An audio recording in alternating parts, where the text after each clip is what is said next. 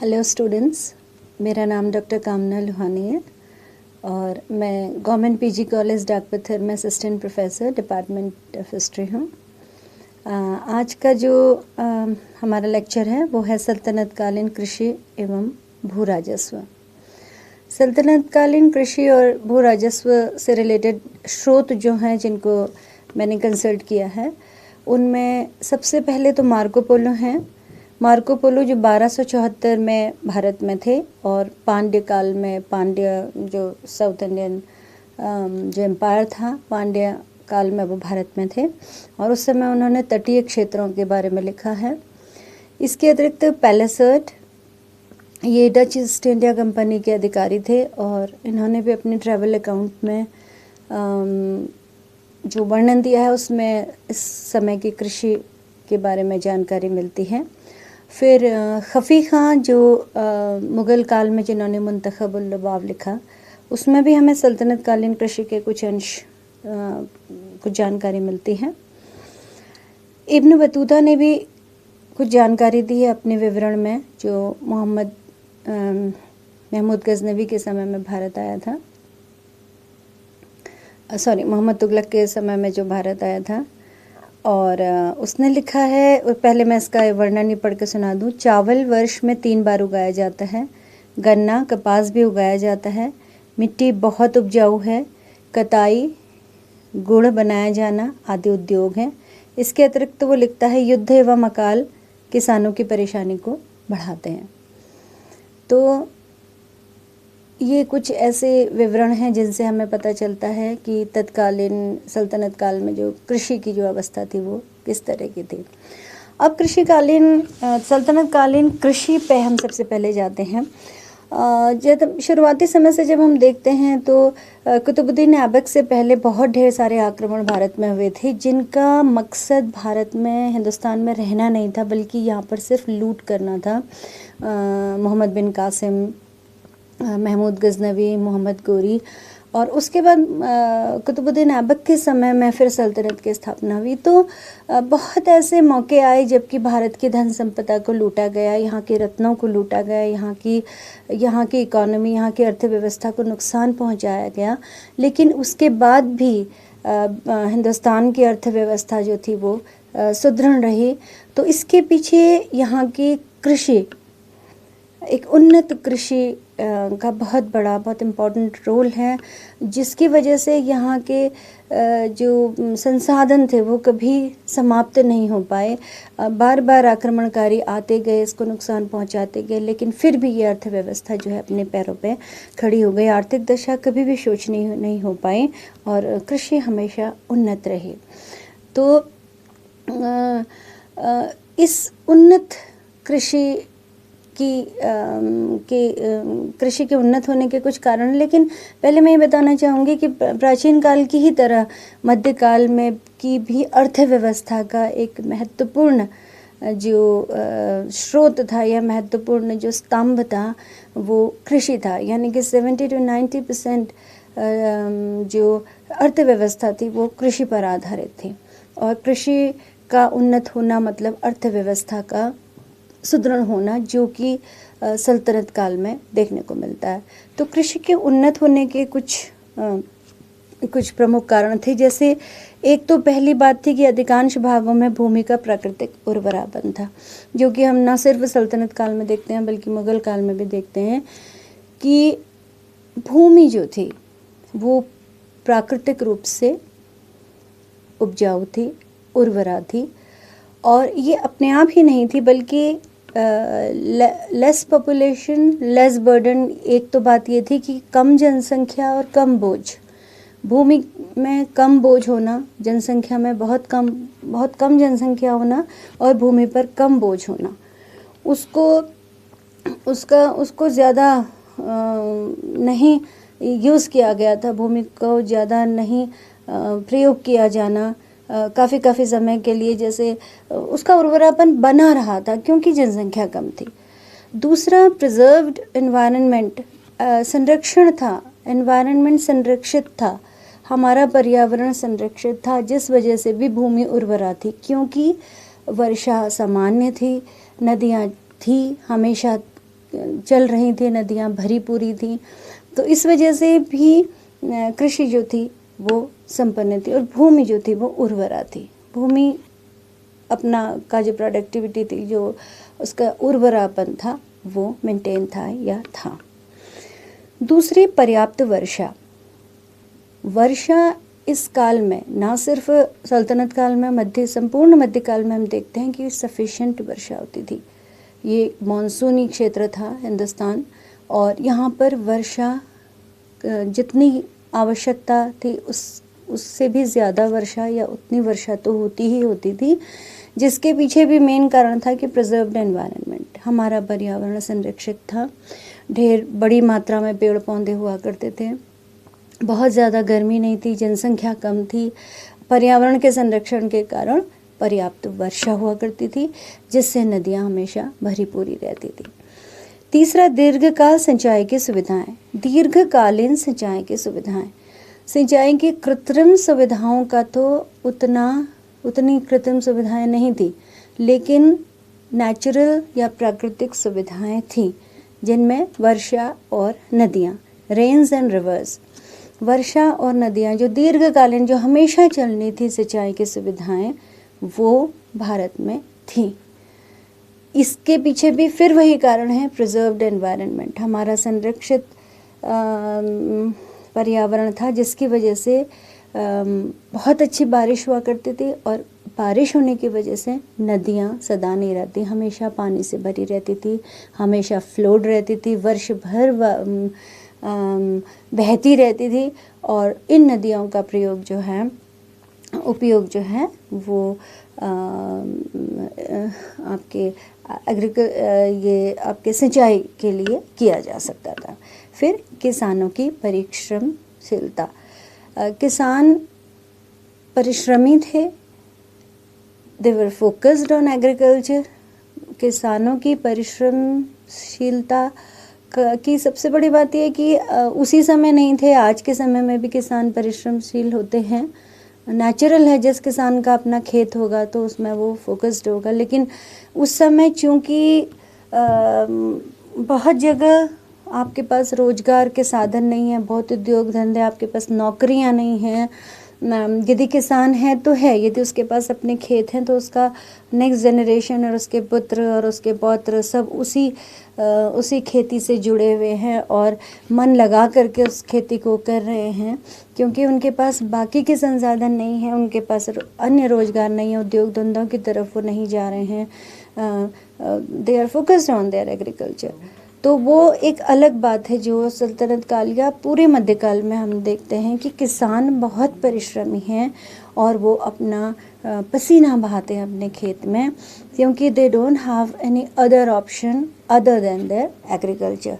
ये मेरा अपना मानना है कि किसान परिश्रमी थे। किसान आज भी परिश्रमी होता है, लेकिन एक जनरेशन के बाद दूसरी जनरेशन किसानी को छोड़ करके, अपनी खेती को छोड़ करके दूसरी तरफ भी चली जाती है, नौकरी पेशे की तरफ, व्यापार की तरफ। पर वो एक ऐसा पीरियड है जबकि किसान अपना फोकस्ड ऑन एग्रीकल्चर। तो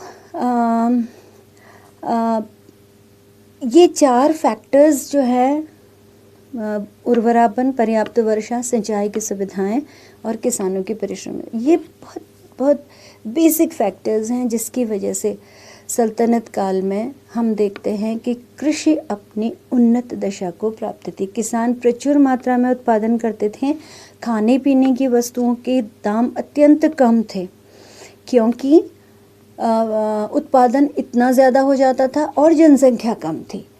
तो प्रोडक्शन ज़्यादा होना, सप्लाई ज़्यादा होने की वजह से जो वस्तुएं थी उनके दाम जो थे वो कम थे। इसका असर पड़ता था लोगों के लिविंग स्टैंडर्ड में, लोग आराम से अपने जीवन को यापन करते थे और खाने पीने की वस्तुओं के दाम कम होने की वजह से लोग आराम से अपने जीवन का गुजारा चलाते थे, और कह सकते हैं कि ओवरऑल समाज में एक संपन्नता व्याप्त थी। उस समय 4 प्रमुख फसलें हुआ करती थी। एक तो खरीफ की फसल। खरीफ का मतलब है हम कह सकते हैं इनको मॉनसून की क्रॉप्स, जो जून टू नवंबर होती थी, आज भी होती हैं खरीफ की फसलें। जून टू नवंबर होने वाली मॉनसून जो क्रॉप्स थी वो खरीफ की फसलें होती थी, जिनमें चावल, नील, बाजरा, उर्द, मूंग होता था। चावल, नील, बाजरा, उर्द और मूंग, ये खरीफ क्रॉप्स होती थी जो कि जून टू नवंबर होती थी, और इनको मॉनसून क्रॉप्स कहा जाता था। मॉनसून क्रॉप्स का मतलब था कि इनको बारिश के पानी की ज़्यादा ज़रूरत होती थी। चावल जिसको सबसे ज़्यादा पानी की ज़रूरत होती थी, और सफिशेंट सिंचाई की सुविधा थी, सफिशेंट वाटर सप्लाई हुआ करती थी बारिश की वजह से, नदियों की वजह से, और खरीफ की फसलें काफ़ी उम्दा उन्नत थी। दूसरी थी रबी की फसलें जो विंटर क्रॉप्स कहलाती थी। नवंबर टू मई, नवंबर के महीने से मई के महीने तक जो फसलें हुआ करती थी वो रबी की फसल होती थी, और इसमें थे गेहूँ, जौ, चना और तिलहन। गेहूँ, जौ, चना, तिलहन विंटर क्रॉप्स होती थी, रबी की फसल होती थी, और ये नवंबर टू में होती थी। आज भी ये फसलें होती थी और ये रबी की फसल होती थी।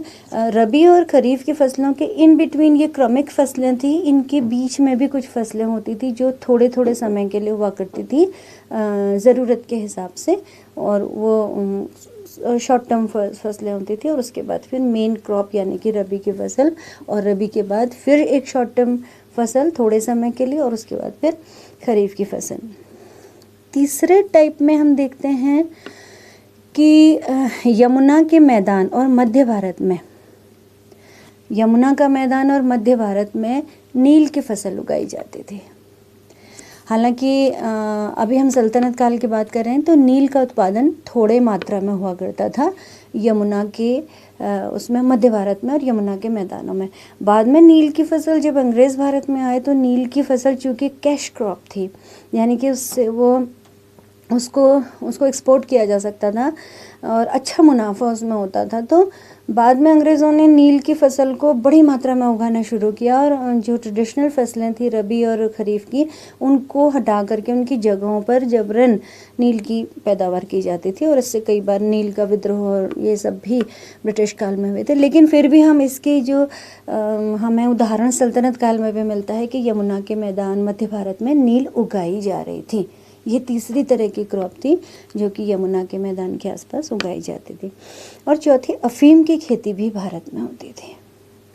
अफ़ीम की खेती भी भारत में सल्तनत काल में इसके भी उदाहरण मिलते हैं, और अफ़ीम के बारे में भी मैं बताना चाहूँगी कि अफ़ीम की खेती भी बाद में कैश क्रॉप की तरह ली जाने लगी, और अंग्रेज़ों ने इसका भी बड़ी मात्रा में उत्पादन करना शुरू करा, और इसकी वजह से फिर ना सिर्फ भारत में बल्कि चाइना में भी अफ़ीम की फसल को बड़ी मात्रा में उगाया जाने लगा, और जिसकी वजह से अफ़ीम युद्ध हुए। तो लेकिन सल्तनत काल में भी हम देखते हैं कि अफ़ीम की खेती जो है वो की गई। तो बेसिकली 4 तरह की क्रॉप्स होती थी। एक तो रबी की फसल जो खरीफ की फसल जो मानसून क्रॉप होती थी, उसके बाद रबी की फसल जो विंटर क्रॉप होती थी, उसके बाद आपकी नील की फसल जो यमुना के मैदानों में होती थी, और उसके बाद अफ़ीम की फसल।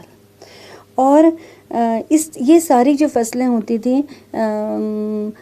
इब्न बतूता, जैसे मैंने अभी बताया कि थोड़ा सा एक्सेप्शन हमें इब्न बतूता के उसमें मिलता है, उसके जो यात्रा विवरण है में, उसमें वो कहता है कि चावल वर्ष में 3 बार उगाया जाता है। चावल वर्ष में 3 बार उगाया जाता है। इसके अतिरिक्त गन्ना, कपास भी उगाया जाता है क्योंकि यहाँ की मिट्टी बहुत उर्वरा है। तो इब्न बतूता का ये कथन कि चावल वर्ष में 3 बार उगाया जाता है, तो हो सकता है, ये गलत कथन नहीं है, लेकिन ये हो सकता है कि चावल उन क्षेत्रों में 3 बार उगाया जाता रहा होगा जहाँ पर लगातार पानी अवेलेबल होता था नदियों के किनारे, क्योंकि मैं बता रही हूँ कि वर्षा पर्याप्त होती थी और नदियाँ हमेशा बहती रहती थी। तो ऐसी जगहों पर चावल वर्ष में 3 बार उगाया जा सकता था इब्न बतूता के कथन के हिसाब से। बाकी गन्ना और कपास भी उगाया जाता था। वो कह रहा है कि मिट्टी जो है वो बहुत उर्वरा होती थी। लेकिन इब्न बतूता 2 और बातों को भी कहता है कि युद्ध और अकाल ये किसानों की बड़ी परेशानी है। समय समय पर युद्ध हुआ करते हैं, जिसकी वजह से जब खड़ी फसलें होती हैं वहाँ से सेनाओं की कूच होती है, जिससे वो फसलें ख़त्म हो जाती हैं। और दूसरा, अकाल जब पड़ जाता है, कई बार पानी नहीं बरसता है, अकाल जब पड़ जाता है तो उस वजह से भी वो भी किसानों के लिए प्रॉब्लम करता है। तो परिस्थितियाँ आज के हिंदुस्तान और तत्कालीन हिंदुस्तान की कृषि में परिस्थितियाँ बिल्कुल डिफरेंट हैं, अलग किस्म की परिस्थितियाँ हैं। तो ये आज तो एक बार भी चावल की फसल यदि होती है तो पानी की उतनी सप्लाई होना बहुत मुश्किल हो जाता है। तो उस समय हम मान सकते हैं कि 3 बार, जैसे इब्न बतूता कहते हैं, तो 3 बार चावल की फसल हो सकती है। अब मैं थोड़ा सा अलाउद्दीन खिलजी में जाना चाहती हूँ, क्योंकि सल्तनत काल में यदि कृषि के क्षेत्र में सबसे ज़्यादा सुधार यदि किसी सुल्तान ने किए थे तो वो अलाउद्दीन ने किए थे, तो उनको जानना ज़रूरी है। अलाउद्दीन खिलजी के सुधारों को यदि जान लेंगे तो वो एक बेसिक चीज़ थी जो कि फिर थोड़ा आगे समय तक चला भी और उससे काफ़ी फ़र्क भी पड़ा कृषि की तरफ में। तो पहले तो अलाउद्दीन खिलजी ने जो ज़मीनों के बारे में जो उसने इंतज़ाम किए, जैसे कुछ भूमियाँ थी, जैसे इनाम पे दी जाने वाली भूमि, पेंशन पे दी जाने वाली भूमि। पेंशन में जो भूमि दी जाती थी उसको इदरारात कहते थे। इनाम यानी कि किसी को खुश होकर के जो भूमि दे दी जाती थी उसे इनाम बोलते थे। उसके बाद पेंशन के रूप में, यानी कि कोई वृद्ध हो गया है या नौकरी से चला गया है, उसको जो भूमि दी जाती थी उसे इदरारात कहते थे। फिर मिल्क जो भूमि होती थी, यानी कि राज्य के द्वारा किसी को दी गई जो भूमि होती थी वो मिल्क कहलाती थी। और फिर वक्फ, धर्म के नाम पर उलेमाओं को दी जाने वाली या धर्मगुरुओं को दी जाने वाली भूमि जो होती थी उसको वक्फ बोलते थे। इस तरह की जो भूमि होती थी, यानी कि इनाम, पेंशन, मिल्क और वक्फ, ये जो भूमि होती थी, ये ढेर सारी भूमि अलाउद्दीन के आने से पहले भी लोगों में बंटी हुई थी। जब अलाउद्दीन ने गद्दी संभाली और उसने देखा कि जो खालसा भूमि, यानी कि जो राज्य की भूमि है, जो राजकोष है, वो तो लगभग खाली है और भूमि कर के रूप में बहुत कम भूमि कर लिया जा रहा है, तो उसने सबसे पहले भूमि की व्यवस्था करी। तो इनाम, पेंशन, मिल्क और वक्फ आदि जो भूमियाँ थी उनको दोबारा से रीमैनेजमेंट उसका किया। उसने ये सारी भूमियों को जब्त कर लिया, वापस ले ली। इन सारी भूमियों को जब्त करके योग्यता के आधार पर उनका दोबारा से वितरण किया गया और उनका विवरण रखा गया, लिखा गया, रजिस्टर्स तैयार किए गए, लिखा गया कि कौन सी भूमि किसको दी गई है। अभी तक पता नहीं था कि कौन सी भूमियाँ कहाँ चली गई हैं। और इस प्रकार से जबकि रीडिस्ट्रीब्यूशन हुआ भूमियों का, ज़मीनों का, तो उससे एक बात पता चल गई कि खालसा भूमि कितनी है, यानी कि गवर्नमेंट की भूमि, शासन की भूमि कितनी है। और इससे खालसा की भूमि में इजाफा हुआ, राज्य की भूमि जो है उसमें वृद्धि हुई। तो ये बहुत बड़ा स्टेप था अलाउद्दीन खिलजी के द्वारा, जब उसने भूमियों का रीडिस्ट्रीब्यूशन किया और उसने ऐसे ही दी गई जो भूमि थी धर्म के नाम पर, पेंशन के नाम पर, इन भूमि को दोबारा लिया। और ऐसा नहीं कि फिर उनको नहीं दिया गया, उनका प्रॉपर विवरण रखा गया और फिर उनको रीडिस्ट्रीब्यूट किया गया और जिन लोगों को दिया गया उनको योग्यता के आधार पर दिया गया और उनका विवरण रखा गया। उसके बाद उसकी जानकारी में एक और बात आई कि जो हिंदू ऑफिशियल्स हैं, खुद चौधरी मुकद्दम, वैसे तो आमिल, सरहंग, कई ढेर सारे ऑफिशियल्स हुआ करते थे भूमि कर को लेने के लिए या करों को लेने के लिए, राजस्व से रिलेटेड बहुत ढेर सारे अधिकारी हुआ करते थे। लेकिन ज़्यादा से ज़्यादा जो अधिकारी हुआ करते थे वो हिंदू अधिकारी हुआ करते थे, क्योंकि बहुत पुराने समय से आय व्यय और इस तरीके के राजस्व का कार्य हिंदू अधिकारी करते चले आए थे, जनरेशन टू जनरेशन, तो वो कर रहे थे। तो खुद चौधरी मुकद्दम ये इस तरह के जो हिंदू अधिकारी थे राजस्व में, उन सब को बहुत विशेषाधिकार मिले हुए थे। जैसे ये भी देखा गया था अलाउद्दीन के द्वारा कि वो शोषण भी कर रहे थे और वो उनके पास अपनी बहुत ज़्यादा संपत्ति उन्होंने इकट्ठा कर ली थी और वो किसानों का शोषण भी किया करते थे। तो ये बात नॉलेज में आने के बाद अलाउद्दीन खिलजी ने इन सभी को उनके उनके उनके विशेषाधिकारों को समाप्त कर दिया। कई जगह पे उन्हें पदों से भी हटा दिया, कई जगहों पे उनके विशेषाधिकारों को ख़त्म कर दिया और इस प्रकार से उन्हें लगभग निर्धन बना दिया, ताकि वो एक तो वो जो उनको जो बहुत ज़्यादा सुविधाएं शासन की तरफ से दी गई हैं या जो बहुत पैसा उनको दिया जाता है वो सब, और दूसरा जो करों को लेने देने में जो गड़बड़ियाँ सामने आई हैं वो सुधारा जा सके और राजकोष में जो है वो ज़्यादा से ज़्यादा कर आ सके। उसके बाद जो भूमि कर था, खराज जो था उसको 1/2 कर दिया गया।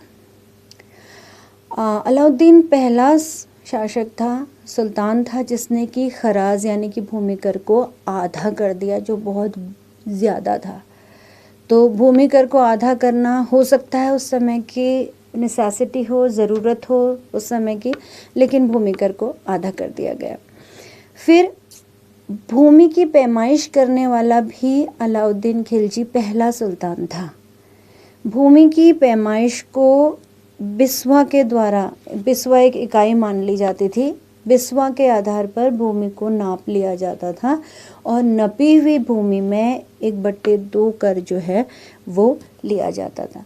चूँकि अलाउद्दीन खिलजी को अपनी बाज़ार व्यवस्था चलानी थी, बाज़ार व्यवस्था मतलब ये भी एक अलग बात थी कि उसको अपनी एक स्टैंडिंग आर्मी रखनी थी, एक बड़ी विशाल सेना रखनी थी। सेना को कम सैलरी में भी वो अच्छे उनका जीवन रहन सहन हो सके, तो उसके लिए उसे एक ऐसा मार्केट तैयार करना था दिल्ली और दिल्ली के आसपास, जहाँ के कम दामों पे उन्हें सब सामग्री मिल जाए, एक व्यवस्थित मार्केट हो। उसके लिए उसने लोगों से जो कर लेना शुरू किया, लगान जो लेना शुरू किया, वो गल्ले और नकद दोनों रूपों में लिया। यानी कि अनाज के रूप में भी लोग किसान अपना लगान दे सकते थे और नकद भी दे सकते थे, जिससे नकद में भी वो अपनी जो आर्मी है, जो सेना है, उसकी सैलरी भी दे सकता था, और गल्ला जो है वो उसके मार्केट, जो उसने अपनी बाज़ार बनानी थी, गल्ले की एक अलग मार्केट और कपड़ा की अलग मार्केट, दास दासियों के अलग, तो वो जो गल्ला मार्केट थी उसके लिए अनाज का आना भी ज़रूरी था। तो लगान जो है वो कैश और गल्ला, अनाज दोनों ही रूपों में ली जाने लगी। इसके अतिरिक्त उसने 2 नए करों को भी शुरू किया। एक तो चराई यानी कि चरागाहों पर कर लगाया गया। जो भी अपने पशुओं को चराने के लिए ले जाते थे तो उन चरागाहों के लिए चरागाहों को फिक्स कर दिया गया और वहाँ पर उनसे कर लिया जाता था। और दूसरा मकान कर, जिनके अपने निजी मकान हुआ करते थे उन पर भी कर लगाया गया। उसके बाद उसने इन सारे राजस्व और इन सब इकॉनमी, इसके लिए एक अलग डिपार्टमेंट बनाया जिसको दीवानी मुस्तखराज कहा गया, राजस्व व्यवस्था को सुव्यवस्थित करने के लिए। और इसमें कई अधिकारियों को रखा गया, जैसे हो गया आमिल, मुशर्रिफ, गुमाश्ता, नवसिंदा, सरहंग। आमिल, मुशर्रिफ, नवसिंदा, गुमाश्ता, सरहंग। दीवाने मुस्तखराज नामक एक नए विभाग की स्थापना करी और इसमें उसने कई तरह के अधिकारियों को नियुक्त किया, जो स्पेसिफिकली राजस्व से रिलेटेड या उसकी लगान व्यवस्था से रिलेटेड या जो भी इनकम हो रही थी शासन को, उससे रिलेटेड बारीकियों को देख सके और ताकि उसके राजकोष भरे, उसकी खालसा भूमि से ज़्यादा इनकम हो और वो उसके द्वारा अपना जो उसकी बाज़ार व्यवस्था है या बाज़ार व्यवस्था के थ्रू फिर अपनी स्टैंडिंग आर्मी को अच्छे से व्यवस्थित कर सके। तो ये कुछ सुधार थे जो स्पेसिफिकली अलाउद्दीन खिलजी के द्वारा किए गए थे।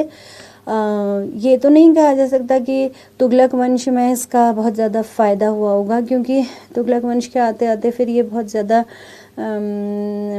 रेलेवेंट भी नहीं रहे। लेकिन ये ज़रूर है कि खिलजी काल में, तो संपूर्ण काल में हम देखते हैं कि वास्तव में खालसा भूमि में बहुत ज़्यादा वृद्धि हुई और राजकोष जो है, जो कर जो है वो, राजस्व जो है वो आने लगा।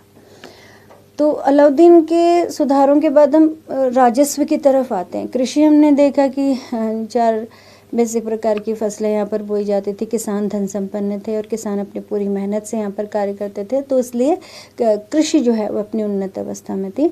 अब कृषि उन्नत अवस्था में थी तो राजस्व कैसे लिया जाता था, क्या थे, क्या क्या राजस्व थे और कैसे उनको लिया जाता था। तो भू राजस्व या अन्य राजस्व, इसको मैं डिस्कस करूँगी।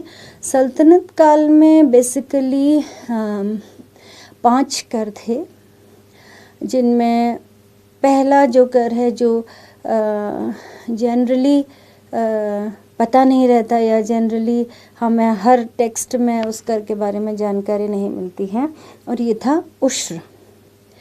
उश्र वो कर था जो मुस्लिमों से लिया जाने वाला भूमि कर था।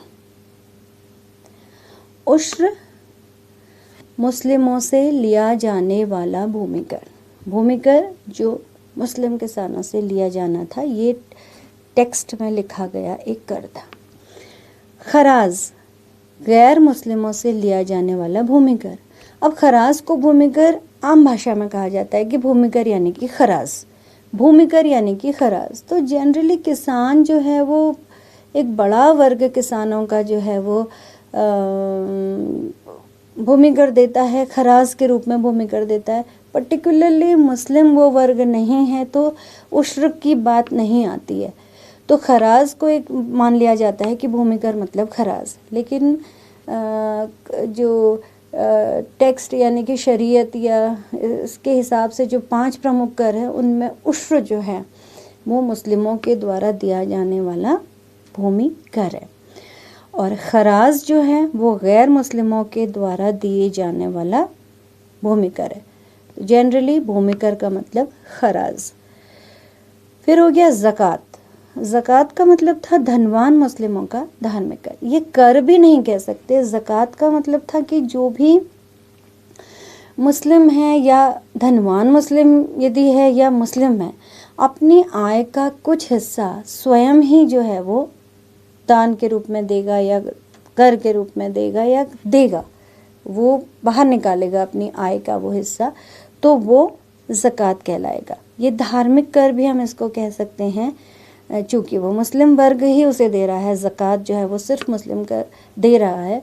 मुस्लिमों के लिए नमाज़ पढ़ना, हज जाना, ज़कात को अदा करना, 5 टाइम की नमाज़ पढ़ना और रमज़ान उसको रोज़े रखना, ये they are specifically they are bound to do if they are religious.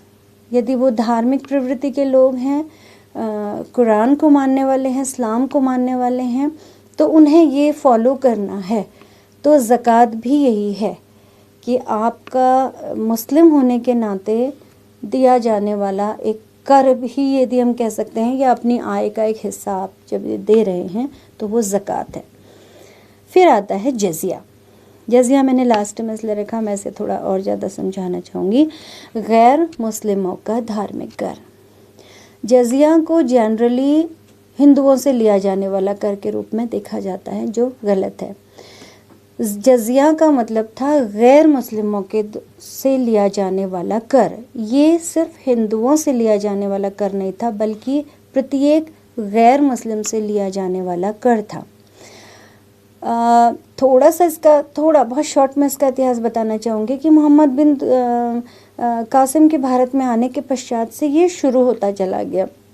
जब वो भारत में आया तो ये मुश्किल थी कि कैसे अलग किया जाए। पहली बात तो ये थी कि यहाँ की बहुसंख्यक हिंदू प्रजा को इस्लाम में कैसे कन्वर्ट किया जाए। तो ये तो पॉसिबल नहीं था कि आप हर किसी को मार मार करके या काट करके आप किस तरीके से कैसे आप ज़बरदस्ती इस्लाम फॉलो करवाएंगे। तो एक तरीका निकाला गया कि जो इस्लाम को नहीं एक्सेप्ट करना चाहते हैं या इस्लाम नहीं स्वीकार करना चाहते और अपने धर्म का पालन करना चाहते हैं, गैर मुस्लिम धर्म का पालन करना चाहते हैं, चाहे वो कोई भी धर्म हो, गैर मुस्लिम होना चाहिए इस्लाम के अतिरिक्त, तो उसके एवज़ में वो एक कर अदा कर दें कि उनको हिंदुस्तान की ज़मीन में जहाँ के शासक इस्लाम को मानने वाले हैं, हिंदुस्तान की ज़मीन में जो शासक इस्लाम को मानने वाले हैं, वो यदि इस ज़मीन पर आपको आपके धर्म का पालन करने की छूट दे रहे हैं, तो उसके एवज़ में आपको एक कर देना पड़ेगा जिसका नाम है जजिया। You have to pay the jizya and you are free to follow your religion. आप अपने धर्म का आराम से पालन करिए, आपको आप जिम्मी कहलाएंगे, आप धर्म का पालन करिए और आप जो है जजिया कर अदा करते रहिए। तो गैर मुस्लिमों पर लगने वाला जो कर था वो जजिया कर कहलाया। तो अब भू राजस्व की हम बात कर रहे हैं, तो भू राजस्व तो आता है आपका उश्र और खराज। मैंने आपको 5 प्रकार के कर बताए, उश्र, खराज, खम्स, जकात और जजिया। तो इनमें खराज और उश्र ये दोनों आपके भूमि कर हो गए। बेसिकली खराज ये था भू राजस्व। राज्य की भूमि को 4 भागों में बांट दिया गया। अब भू राजस्व, अब हम पर्टिकुलरली भू राजस्व में आते हैं, यानी कि भूमि से लिया जाने वाला कर। भूमि को भी 4 भागों में विभक्त किया गया। एक तो दान में दी गई भूमि, एक भूमि वो हो गई जिसे दान में दे दिया गया, सुल्तानों ने दान में दे दिया गया। मैंने बाद में आपको बताया था कि अलाउद्दीन खिलजी ने इस भूमि की भी व्यवस्था की कि जिनको दान में दे दिया गया था उनसे दोबारा वापस लेकर के फिर उसका रीडिस्ट्रीब्यूशन किया गया।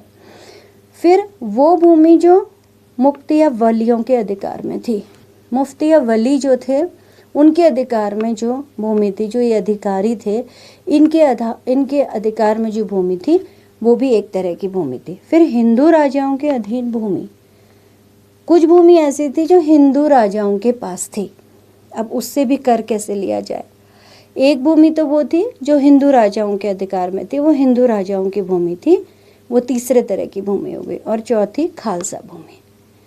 अब संपूर्ण भूमि 4 भागों में डिवाइड होगी। दान में दी गई भूमि, दान में दी गई भूमि वक्फ भी हो सकती है, इदरारात भी हो सकती है, धर्म के नाम पे उलेमाओं को दी गई भी हो सकती है, या पेंशन के रूप किसी भी तरीके की दान में दी गई भूमि हो सकती है। दूसरी जो राजस्व या अन्य अधिकारियों को दी गई भूमि होती थी वो दूसरे प्रकार की भूमि। तीसरी भूमि जो हिंदू राजाओं को दी गई भूमि होती थी वो हिंदू राजाओं की होती थी, दी गई या पहले से हिंदू राजाओं के जो अधिकार में होती थी। और चौथी जो बची हुई भूमि होती थी वो खालसा भूमि या गवर्नमेंट की भूमि होती थी, शासन की जो भूमि होती थी वो खालसा भूमि होती थी। चौथी प्रकार की भूमि ही मुख्य थी और यही वो भूमि थी जहाँ से भूमि कर या भू राजस्व लिया जा सकता था। इसलिए ये भूमि बहुत इम्पोर्टेंट थी और इसीलिए इस भूमि का दोबारा से व्यवस्था करने का कार्य अलाउद्दीन ने किया, क्योंकि वो समझ गया था कि यही भूमि वो भूमि है जहाँ से भू राजस्व इकट्ठा किया जा सकता है और जो उसके काम की भूमि है। अब इस भूमि यानी कि भू राजस्व को इकट्ठा करने के लिए कुछ कर्मचारी थे, जैसे जो डिस्ट्रिक्ट हुआ करता था। शिक में जो थे आमिल, पटवारी, चौधरी, मुकद्दम, कानून गो, खुद।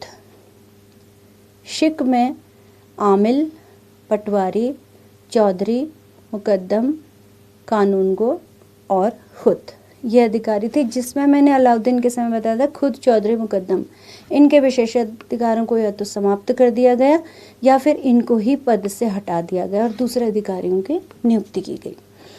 फिर मुफ्ती या वली की सहायता के लिए ख्वाजा नाम का भी अधिकारी होता था, जो अपने गुप्तचरों के साथ मिल करके प्रत्येक खालसा भूमि में क्या क्या गतिविधियां हो रही हैं या प्रॉपर तरीके से कर दिया जा रहा है या नहीं दिया जा रहा है, इसकी गुप्त सूचनाएं जो हैं वो सुल्तानों को प्रतिवर्ष भेजते थे, जिससे जो जागरूक सुल्तान होते थे, जिनमें अलाउद्दीन खिलजी सर्वप्रमुख था, या थोड़ा सा हम मान सकते हैं कि मोहम्मद तुगलक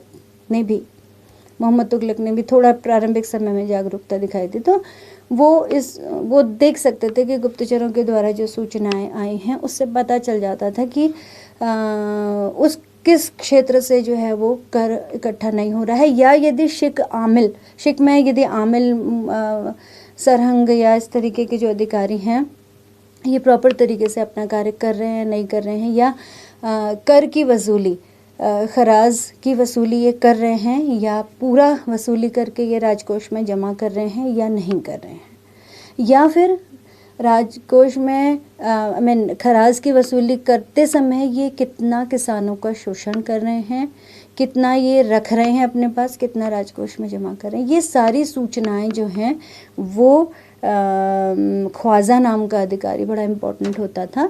गुप्तचरों के साथ मिलकर के ये सारी सूचनाएं जो हैं वो सुल्तान को मुहैया कराता था, जिससे आने वाले समय में इस तरीके की योजनाओं को, इस तरीके की राजस्व से रिलेटेड जो कार्य है उनको दुरुस्त किया जा सके।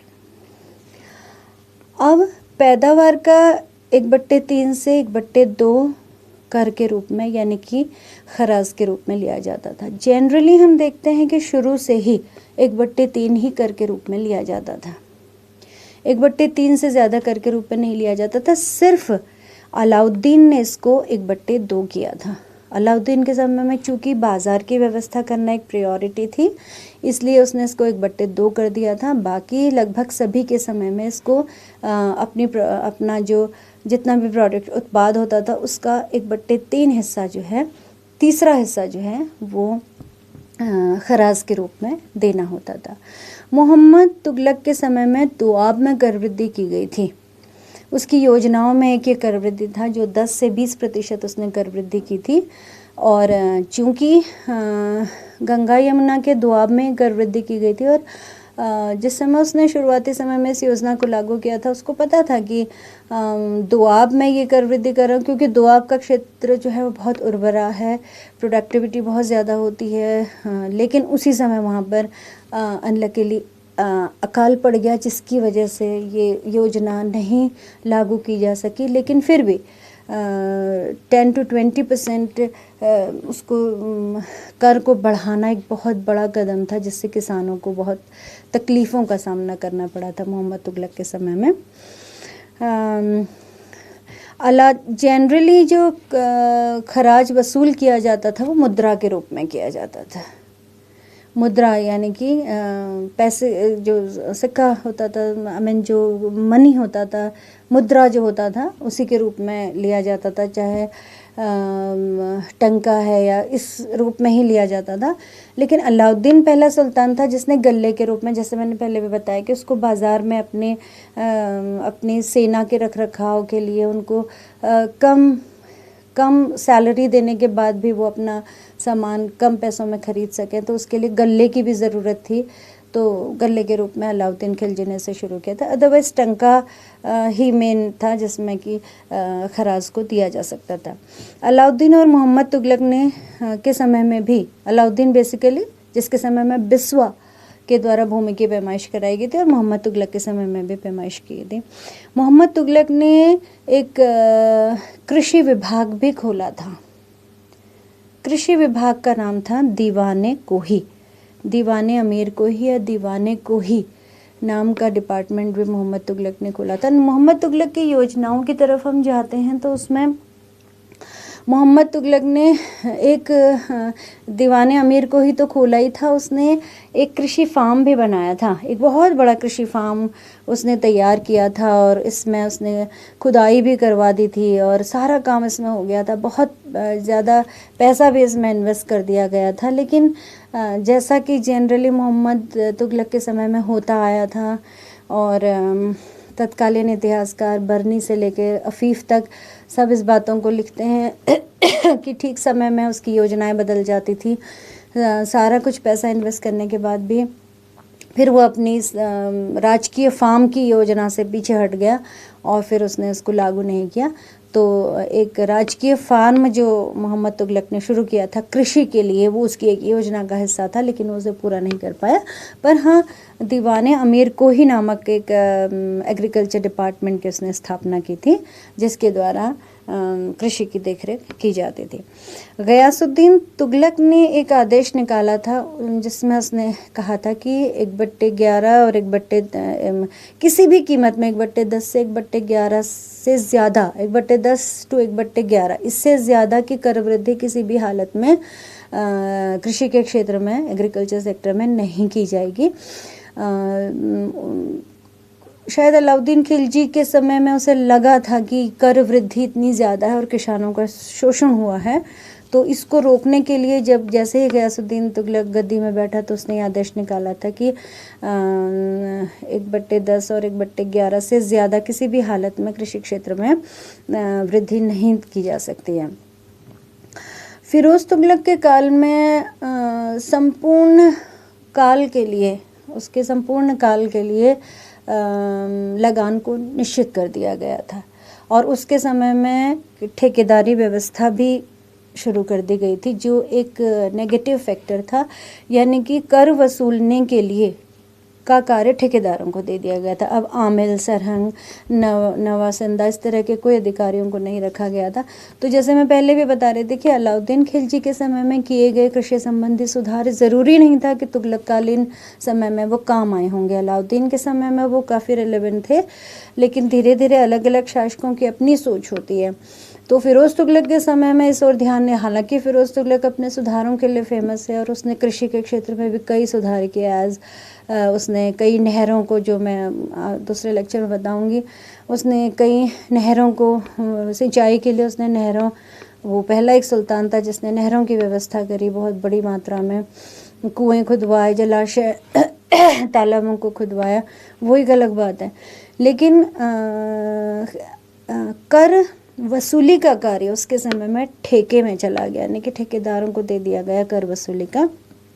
तो इससे लॉन्ग टर्म में हम देखते हैं कि ज़्यादा नुकसान नहीं हुआ, ठेकेदारी प्रथा को जो है इससे ज़्यादा बढ़ावा मिला। लोधी सुल्तानों ने अफ़गान सरदारों को बड़ी बड़ी जागीरें, लोधी और सैयद और लोधी काल में हम सल्तनत काल का पतन देखते हैं और लोधी काल में हम देखते हैं कि बड़ी बड़ी जागीर दे दी गई थी अफ़गान सरदारों को खुश करने के लिए, और ये जागीर व्यवस्था जो थी वो लॉन्ग टर्म में संपूर्ण साम्राज्य को छोटे छोटे राज्यों में विभक्त कर दिया गया था, क्योंकि हर जागीरदार अपने में एक छोटा सरदार हो गया था, और जिससे सल्तनत काल समाप्ति की तरफ को चला गया।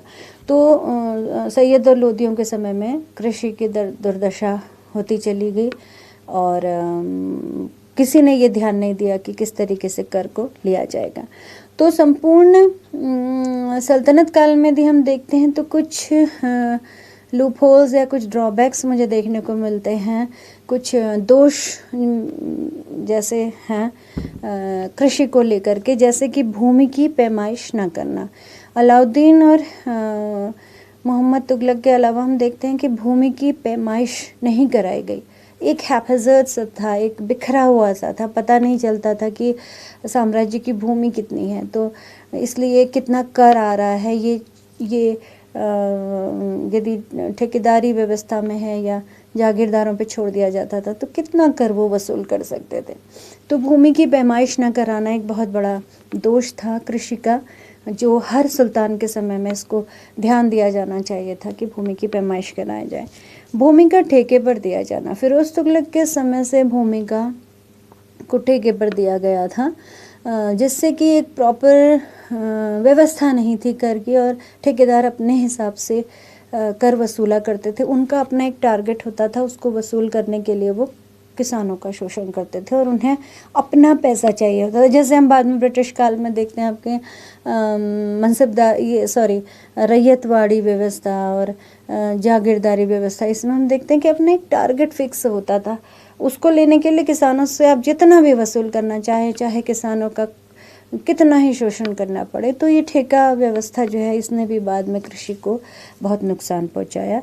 और तीसरा, किसानों पर करों का अत्यधिक बोझ होना। देर सबेर हम चाहे अलाउद्दीन खिलजी को देख लें, जिसके काल में 1/2 और या फिर अन्य सभी सुल्तानों के समय में 1/3, जो ये भी जो है वो बहुत बड़ा हिस्सा किसान अपनी प्रोडक्शन का एक बहुत बड़ा हिस्सा जो है वो कर के रूप में दे रहा था।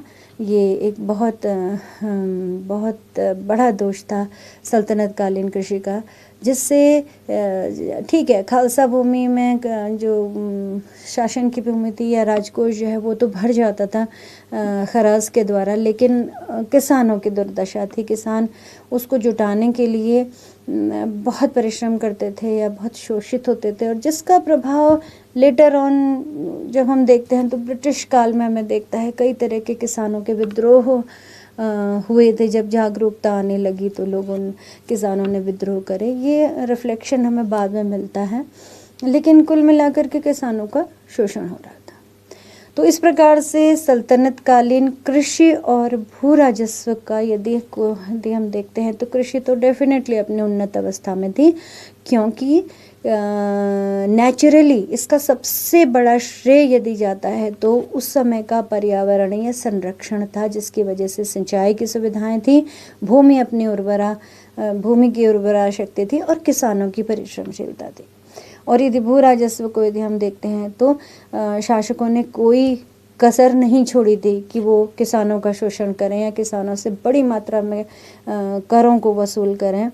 कोई बहुत प्रजावत्सल सम्राट हमें, शासक वर्ग हमें इसमें देखने को नहीं मिलता है सल्तनत काल में। लेकिन फिर भी पर्यावरणीय संरक्षण की वजह से, कृषि की दशा अच्छी होने की वजह से, इतने बड़े करों को देने के पश्चात भी किसान आराम से अपनी ज़िंदगी को जी रहा था, किसान अच्छे से रह रहा था। ये ज़रूर है कि किसानों का शोषण भी हो रहा था, किसान शोषित भी थे, लेकिन फिर भी बहुत ज़्यादा हमें गरीबी या बहुत ज़्यादा शोषण जो है वो नहीं दिखाई देता। इसका सबसे बड़ा कारण था उस समय का प्राकृतिक जो भूमि का उर्वरापन, प्राकृतिक सिंचाई के साधन, प्रकृति ने जो संरक्षण दिया था किसानों को, उसकी वजह से शासक वर्ग अपने इस एक्सप्लॉइटिंग एटीट्यूड के बाद भी किसानों का उतना बुरा नहीं कर पाया जितना कि यदि आज की परिस्थितियों में यदि वो एक्सप्लॉइटिंग एटीट्यूड होता शासक वर्ग की तरह से, तो किसान बुरी तरह से शोषित होता या टूट जाता। तो कुल मिलाकर के कृषि की दशा जो थी वो उन्नत थी और शासक वर्ग अपना भू राजस्व पूरी तरीके से वसूल कर रहे थे। धन्यवाद।